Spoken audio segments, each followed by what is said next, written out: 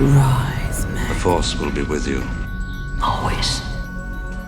Hello everyone, welcome back to my channel. I'm Star Wars Meg, here to provide you with all of the news from a galaxy far, far away, and as always to provide you with a Mandalorian Season 2 update. We have some exciting news which involves Ahsoka Tano facing off with Moff Gideon in Season 2, as well as more info on Boba Fett's armor. Before I get into the video, please may I ask you to hit like down below, to subscribe to the channel if you're brand new, and make sure you hit that notification bell to be alerted each and every time I post new content. Now without too much jibber jabber, let's get into it. Our first news article speaks about this controversy in Chapter 10 about the child Baby Yoda eating the eggs. So this is from Digital Spy and they write, "The Mandalorian's divisive Baby Yoda moment defended by Lucasfilm." In the episode, Din Djarin transports a new character known as Frog Lady and a batch of her eggs across the galaxy in order to help her reach her husband in time for fertilization. However, the episode has caused a bit of backlash amongst fans as we see Baby Yoda, aka the child, take a bit too much interest in the eggs to the point where he sneakily eats a few. Before everyone declares him a baby-eating monster though, Lucasfilm creative art manager Phil Szostak has since defended the scenes comparing the eggs to chicken eggs that we eat as humans. He states, "For the record, Chapter 10 of The Mandalorian makes it clear that the Frog Lady's eggs are unfertilized, like the chicken eggs many of us enjoy. But obviously chickens aren't sentient beings, and the child eating the eggs is intentionally disturbing for comedic effect." So personally, I'm going to be completely honest with you guys, I think the backlash is absolutely ridiculous. In Season 1 of Mando, we do see the child eating creatures as they're alive. He just gobbles them up. So I don't see a problem with him eating a couple of eggs. And you know what? It has not ruined the character for me. I know there was a whole backlash on Twitter about this, but to be honest, I think it's a little bit ridiculous. But you guys can let me know what you think in the comments down below. And without further ado, let's move on to our next article. So this one speaks about Boba Fett, and this is from Inverse. The article writes, "This Boba Fett Easter egg could reveal a huge Mandalorian twist." Boba Fett's jetpack is infamous. While his Beskar armor is also iconic, the jetpack granted Boba the one thing Luke and Han Solo didn't have: flight. By the time Cobb Vanth gets his hands on Boba Fett's jetpack, it's not in the best shape. It's dinged up, scratched, and basically looks like it's been through the Sarlacc. However, one major part of the pack is missing in the new appearance. The huge gouge is entirely repaired. This was noticed by one Redditor who posted a side-by-side comparison, and it looks like this. At first, this seems like a harmless little Easter egg for die-hard fans in the prop design. However, logistically, this raises some questions. Who added this repair? Surely it was not the Jawas, who are scavengers, not refurbishers. After all, they almost sold the faulty R5 unit to Uncle Owen and Luke. Did Cobb Vanth repair the gash himself?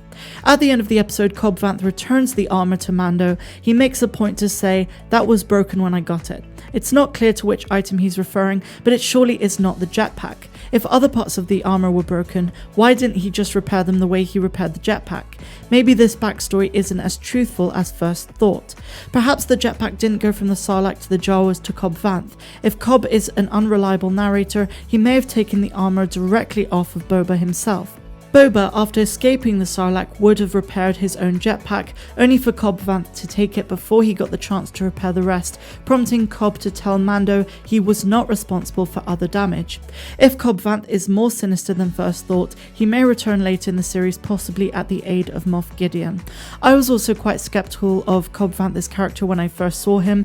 While he seems like a likely ally for Mando, I do think there's a darker side to him that will be teased further down in the season. And so now it's time to speak about this Ahsoka Tano rumor. So this is from Small Screen and the article is titled "Ahsoka Tano and Moff Gideon to have a lightsaber duel over the Darksaber." It's being rumored that Ahsoka and Moff Gideon will have a duel over the ownership of the mystical black lightsaber known as the Darksaber in The Mandalorian Season 2. This was revealed by Mikey Sutton and it sounds like it's going to be an epic fight.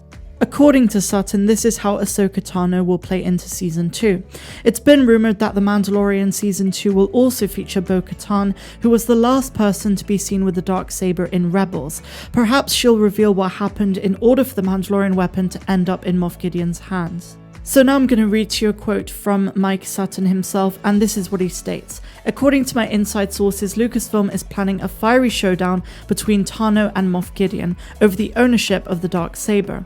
This will be among the Mandalorian's biggest action sequences, something to rival or even top some of the Star Wars theatrical lightsaber duels. As far as I'm concerned, I love the idea of seeing Ahsoka and Moff Gideon battle it out. However, I would question whether Moff Gideon would have any chance of beating Ahsoka. She is no Jedi, but she knows the ways of the Force and is extremely skilled with lightsabers. Maybe Moff Gideon has been brushing up on his own skills with a blade, who knows. So what do you guys make of this rumor? Would you like to see Ahsoka Tano face off with Moff Gideon? I can't see how any fans could say no to that question. I think it will be absolutely epic, and to be honest, we could not ask for a more exciting action-packed sequence such as that one. And so now we turn to an article which is titled, Why the Mandalorian Turned Jabbas Guards into Fighters. And of course this is speaking about the Gamorreans. The Mandalorian Season 2 brought back Jabba the Hutt's guards as arena fighters. When the Mandalorian visited Gor Koresh seeking information on other Mandalorians, 2 Gamorreans were fighting with vibro-axes to entertain the crowd and attract gambling bets. This is an unusual environment for the Gamorreans, who commonly served as guards and mercenaries for the Hutt clan, but the shake-up following Return of the Jedi may have led them to another line of work.